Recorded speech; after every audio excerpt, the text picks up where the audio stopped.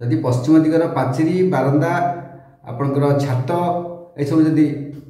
अगणा एसबू नीचा होता है पूर्व तुलन में तेबे जो गृहस्वामी जी अच्छे छाती रोग पेट रोग वायुजंत रोग एवं चक्षु रोग और चर्म रोग इत्यादि देखा देता है। नमस्कार, मो ज्योतिर्विद दीपक चाराजी आज आपण वास्तु त्रुटि जनित जो असुविधा रोगजात हुए से संबंध अवगत कराया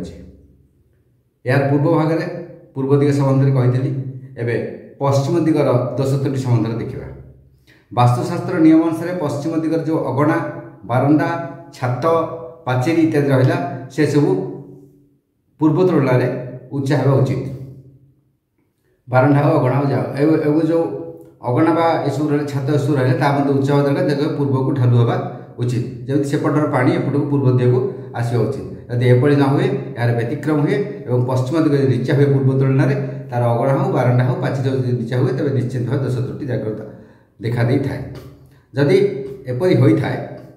जदि पश्चिम दिगर पाचेरी बारंदा आपणकर छात एसबू जदि अगणा एसबू नीचा होता है पूर्व तुलन में तेबे जो गृहस्वामी जी अच्छे छाती रोग पेट रोग वायुजंत रोग एवं चक्षु रोग और चर्म रोग इत्यादि देखा देता है। जदि एपटर पाचेरी नीचा होता है जदि पूर्व तुलन में एपटर पाचेरी नीचा होता है तेज गृहस्वामी पुत्र संतान सब असुस्थ रही था। एवं जदि पश्चिम पटर पानी से पश्चिम पटे मरी जाए माने सेपटा जदि खालुआ थाए याड़ी की नगड़े और सेपटे जब खालुआ थाए से मरी जाए और सेपटे नला पचा जिनस था पानी सेपटे मर था सनसुनिया जगह होता है तेबे परिवार पुरुष सदस्य माने दीर्घकालीन व्याधि पीड़ित होता है जमी पारालिसिस भाई दीर्घकालीन व्याधि जमी पड़ी ना बिछाना से भाव पीड़ित होता है। जदि एपट को गृहर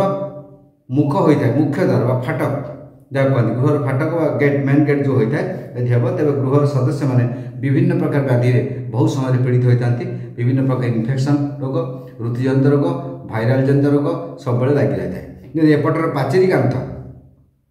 जदि भांगी रुचि जाए भग्न अवस्था था भांगी रुचि जाए तेज गृहस्वामी गुप्तांग रोग होता है जो आपंकर जो गुप्त रोग जो किडनी मूत्राशय यह रोग रोग जंत्रणा देखा दे था। पश्चिम पटे जदि अग्निस्थान थाए चूल्हा थाए इलेक्ट्रिक मीटर थाए यह मेन स्विच थाए यह जो थाए तेबे ताप हेतुक पित्ताधिक हेतुक जो रोग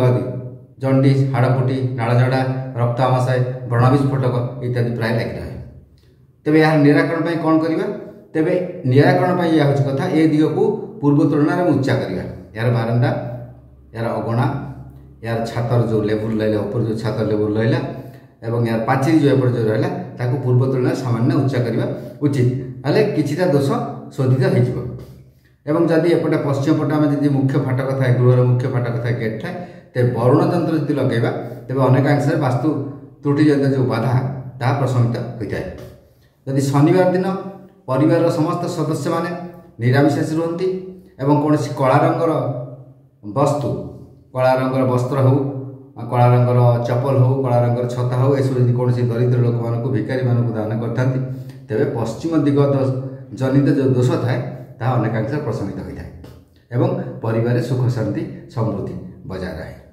नमस्कार।